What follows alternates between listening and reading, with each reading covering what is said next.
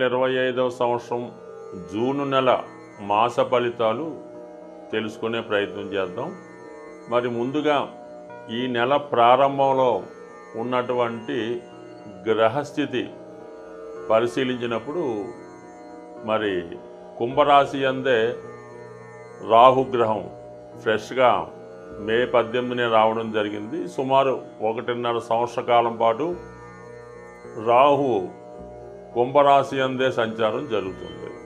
ఇక మేషరాశిలో షష్టగ్రహ కూటమి విడిపోయి సింగిల్గా శని భగవానుడు ఒక్కడే మీనరాశిలో సంచరించడం జరుగుతుంది. ఇంకా 2.5 సంవత్సరాల పాటు అదే రాశిలో అటు ఇటుగా వక్రించినప్పటికీ అదే రాశిలో సంచరించడం జరుగుతూ ఉంటుంది. మరి మేషరాశిలో శుక్రుడు, వృషభ రాశిలో రవి బుధ గ్రహాలు, మిథున రాశిలో మరి కొత్తగా మారినటువంటి మే 15 నుంచి అదే రాశిలో సంవత్సరం పాటు గురుగ్రహ సంచారం మిథున రాశిలో. ఇక కర్కాటక రాశిలో ఈ నెల ప్రారంభంలో కుజుడు జూన్ 6వ తారీఖు వరకు సంచరిస్తూ జూన్ 6 తర్వాత సింహరాశిలోకి ప్రవేశించడం జరుగుతుంది. మరి చివరగా సింహరాశి అందే కేతుగ్రహ సంచారం ఇంకా సుమారు 18 నెలల పాటు అదే రాశిలో సంచరించడం జరుగుతుంది. అయితే ఈ నెల ప్రత్యేకత ఏంటంటే ఈ నెల ప్రారంభంలో గ్రహాలన్నీ రాహుకేతువుల మధ్య ఉండిపోవడం వల్ల ఒక విధమైనటువంటి గోచారరీత్యా కాలసర్పదోష ప్రభావం ఏర్పడింది.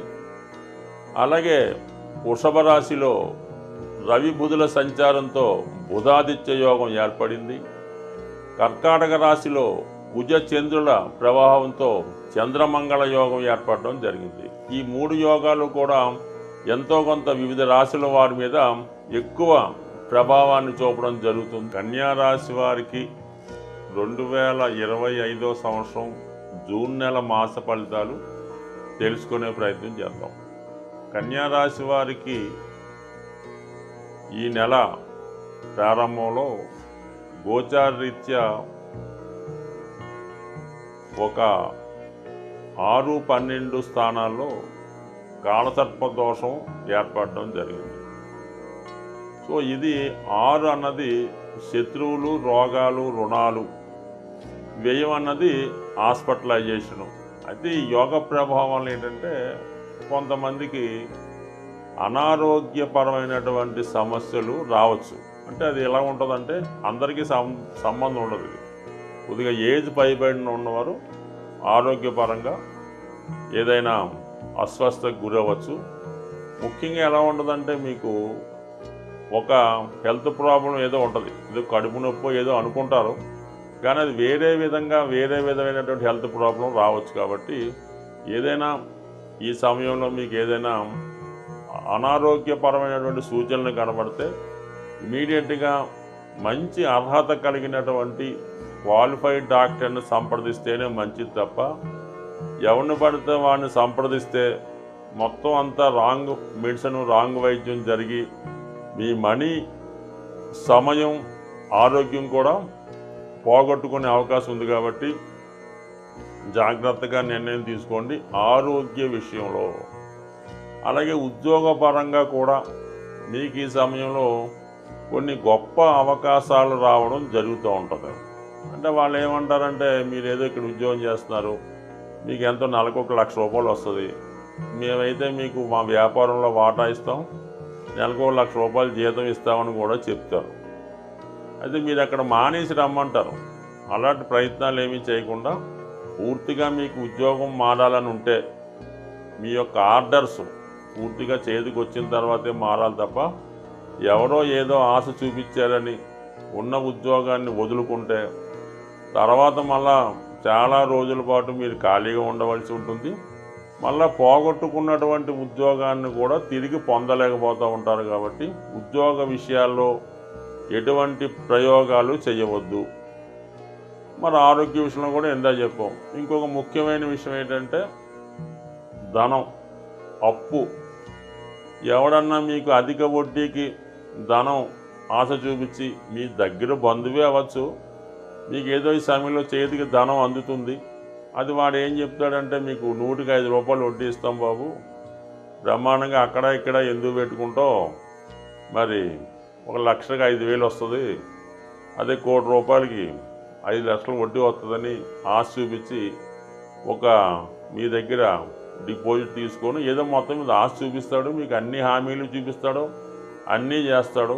ఒక 3 నెలలు మాత్రం వడ్డీ కరెక్ట్గా వస్తుంది, దాని తర్వాత మొత్తం జెండాపై కవరేజ్ అవుతుంది. కాబట్టి అధిక వడ్డీకి ఆశపడద్దు. బంధువుల్ని, స్నేహితుల్ని ఎవరిని కూడా ఈ విషయంలో నమ్మే అవకాశం లేదు. ఈ సమయంలో మీరు 10 రూపాయలు ఇచ్చినా కూడా దాన్ని తిరిగి అన్నది చూడలేరు. ఈ 3 విషయాలు జాగ్రత్తగా ఉండండి. 12వ స్థానంలో కేతుగ్రహ ప్రభావం వల్ల మీకు అక్కరలేని పనికిమాలిన వస్తువులు కొనుక్కునే ఆలోచన వస్తూ ఉంటుంది. అలాగే మీ చేత బలవంతంగా కూడా కొని పెడతా ఉంటారు. ఏదో విచిత్ర వస్తువు అని, ఈ రైస్ పుల్లింగ్ అని, ఈ 2 తలల పాము అని, ఏదో మీ ఇంట్లో ఉంటే మీకు ఐశ్వర్యం కురిపించేస్తుంది, అక్షయ పాత్రలా ఉంటుందని అది మీ చేత కురిపించే అవకాశం ఉంది. అటువంటి ప్రలోభాలు అంటే అటువంటిదే కాదు, కేవలం ఉంగరాలు, తాయెత్తులు, యంత్రాల పేరుతో కూడా మీరు ₹1 వేస్ట్ చేసినా దాని మీద పెట్టినా ఇది అనవసరం. కాబట్టి అటువంటి పనికిమాలినటువంటి వస్తువుల జోలికి కూడా వెళ్ళవద్దు. అది ఈ రోజుకే కాదు, సుమారుగా ఈ రాహుకేతు ప్రభావం ఒక 18 ఏళ్ళ పాటు ఉంటుంది. కాబట్టి ఈ విషయంలో చాలా జాగ్రత్తగా ఉండడం మంచిది. అయితే ఇప్పుడు మీకు లాభస్థానంలో ఉన్నటువంటి కుజగ్రహ ప్రభావం చాలా వరకు ధన సంపాదన పెరుగుతుంది. 12వ స్థానంలో కేతుగ్రహ ప్రభావం వల్ల ఏంటంటే, ఈ సమయంలో మీ చేత కొన్ని ఫేక్ వస్తువులు, అదృష్టాన్ని ఇచ్చే వస్తువులని, యంత్రాలని, తాయెత్తులని, ఉంగరాలని మీతో కొనిపించే ప్రయత్నం చేస్తారు. దానికి కూడా మీరు ఏదో ఆశపడి దానిని కొనటం కూడా జరుగుతూ ఉంటుంది. అదొకటి కంపల్సరీగా అవాయిడ్ చేయండి. అలాగే మీ చేత మీకు ఏదన్నా గృహం అమ్మడం వల్ల పిఎఫ్ఓ, ప్రావిడెంట్ ఫండో, రిటైర్మెంట్ బెనిఫిట్స్ వచ్చినప్పుడు రెడీగా ఉంటారు మీ మిత్రులు. మీకు ఎక్కువ వడ్డీ ఇస్తామని ఆశ చూపించి వాళ్ళేదో కష్టాలుగా ఉన్నట్టు మీతో సెంటిమెంటల్గా మరి వడ్డీకే ధనాన్ని తీసుకుంటారు. అది ఎంతైనా అవ్వచ్చు, కానీ తిరిగి మాత్రం చూడలేరు. దాంతో మొత్తం అటు మీ సొంత పిల్లలకి అన్యాయం చేసిన వాళ్ళు అవుతారు, మీ చివరి జీవితంలో ఇబ్బంది పడడానికి కూడా కారణం అవుతూ ఉంటుంది.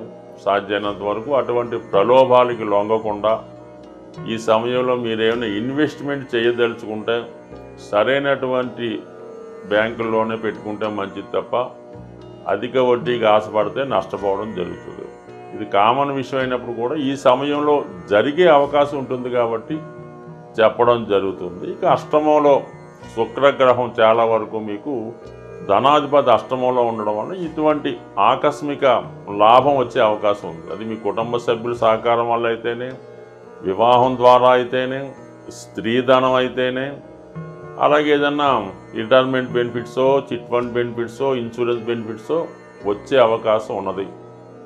సో ఏదైనా మీ దగ్గర మీకు ధనం, ఈవెన్ చీటీ పాడిన ధనం అన్నా మీకు ఒక 1,00,000 పైన 10 లక్షల పైన అనుకుందాం, చాలా సీక్రెసీ మెయింటైన్ చేయండి. మీ దగ్గరికి ధనం వచ్చింది, మీ బ్యాంకులో ఈ డబ్బు పడిందంటే కేవలం చీమలు చేరినట్టు మీ చుట్టూ చేరడం జరుగుతూ ఉంటుంది.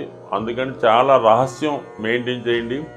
అలాగే మీ ఫ్యూచర్కి అవసరమయ్యే విధంగా కొంత ధనం కేవలం మీ భార్య పిల్లలకు తెలియకుండానే మీరు దాచుకుంటేనే మీ చివరి జీవితం హ్యాపీగా నడిచే అవకాశం ఉంది. మరి మిగతా గ్రహాల గురించి దశమ స్థానంలో ఉన్నటువంటి గురువు చాలా వరకు ధనస్థానాన్ని వీక్షించడం వల్ల ధనయోగం అయితే ఏర్పడుతుంది. ఏ గ్రహం చూసినా కూడా మీకు ఈ నెలలో గొప్ప ధన సంపాదన ఇచ్చే అవకాశం ఉంది. అయితే దాన్ని సద్వినియోగం చేసుకోవడంలోనే మీ యొక్క విద్వత్తు, తెలివితేటలు ఆధారపడి ఉన్నాయి. అన్ని సమస్యలకి మూలం ధనం. అందుకే ధనం మూలం మిదం జగత్ అన్నారు. ధనం ఖర్చు పెట్టడం అన్నది చాలా సులభం, సంపాదించడం అన్నది చాలా కష్టం. అయితే ఈ ధనం సంపాదించడానికి ఒక సులువైనటువంటి మార్గాన్ని తెలియజేయడం జరుగుతూ ఉంటుంది. అది మీకు ఈ నెల ఫలితాల్లో ఈ అద్భుతమైనటువంటి ధనయోగాన్ని కలిగించే రెమెడీ మీకు చెప్పడం జరుగుతూ ఉంటుంది.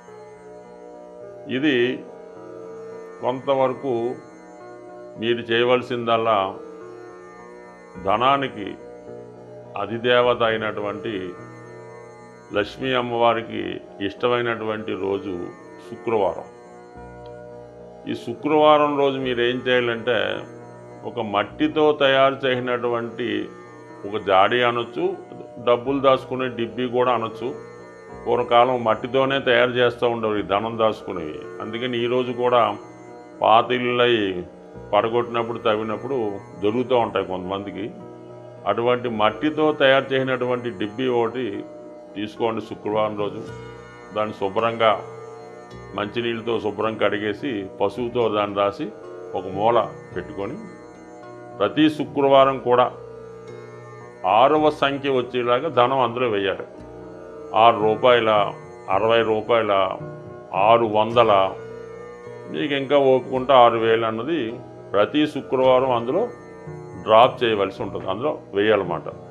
పక్కన పెట్టాలి. అది దేవుడి దగ్గర పెట్టడం, నమస్కారం పెట్టడం. అయితే ఈ శుక్రవారం రోజు మిగతా డబ్బులు మీరేమీ కూడా ఖర్చు పెట్టకూడదు. ఇందులో వేసిన 6 రూపాయలు మాత్రమే అందులో వేయాలి. మిగతాదంతా కూడా ఆ రోజు ఏ ఒక్క రూపాయి కూడా మీ ఇంటి నుంచి బయటికి వెళ్ళకూడదు. అలాగని ఫోన్పేలు, గూగుల్ పేలు చేయకూడదు. ఆ నియమం మీరు పాటించి ఈ శుక్రవారం మనీ వెళ్లకుండా ఉంటూ ప్రతి శుక్రవారం వీలైతే ఇంక పెంచుకుంటూ వెళ్ళిపోండి. దాని తర్వాత ఒక సంవత్సరానికో ఎంతో దాన్ని ఓపెన్ చేసి దాంతో ఏదన్నా ఈ వరలక్ష్మి వ్రతం ఎప్పుడైనా తీసుకోవచ్చు. గోల్డ్ ఏదన్నా కొని అది అమ్మవారి పూజకి ఉపయోగపడేలాగా, ఇది బంగారు పుష్పాలు, ఓ బంగారం కిరీటమో, లేదంటే బంగారంతో చేసినటువంటిది ఏదైనా ప్లేటు ప్రసాదం పెట్టడానికో గ్లాసో కొని అమ్మవారి దగ్గరే పెడతా ఉండండి. ఇలాగ మీరు చేసుకుంటూ పోతే మీరు 6 రూపాయలతో సేవింగ్ మొదలెడితే అది మీరు వారానికి 6 లక్షల దాకా తీసుకెళ్ళినా కూడా మీరు ఆశ్చర్యపడక్కర్లేదు, అవుతుంది. దాంతో మీరు చేయవలసిందల్లా ఈ గోల్డ్ కొని ఇది అమ్మవారికి ఏదో వస్తువు కొని పెట్టడం. మళ్ళీ మీకు బాగా మీరు దాన్ని మళ్ళా మీ ఇంట్లో ఒక అమ్మాయి పుడితే ఆ అమ్మాయికి, అంటే అమ్మాయి కూడా లక్ష్మీ స్వరూపం కాబట్టి ఆవిడకి మీరు అవి కానుకగా ఇవ్వచ్చు, బంగారు ఆభరణాలు కూడా ఇవ్వచ్చు. బట్ ఏదన్నా ఈ శుక్రవారం 6 సంఖ్య ఇది కాకుండా మిగతాది కూడా బయటికి వెళ్ళకూడదు. ఇంకా అది ఎంత గొప్ప అవసరమైనా సరే అక్కడతో శుక్రవారం నాడు స్టాప్ చేసి శనివారం మార్నింగే పేమెంట్స్ అన్నమాట. ఈ విధంగా చేసి చూడండి. ఇంచుమించుగా నాకు తెలిసి ఈస్ట్ గోదావరి జిల్లాలో అపర కుబేరులు ఉన్నారు. వాళ్ళంతా కూడా ఈ నియమాన్నే పాటిస్తున్నారు. స్వస్తి.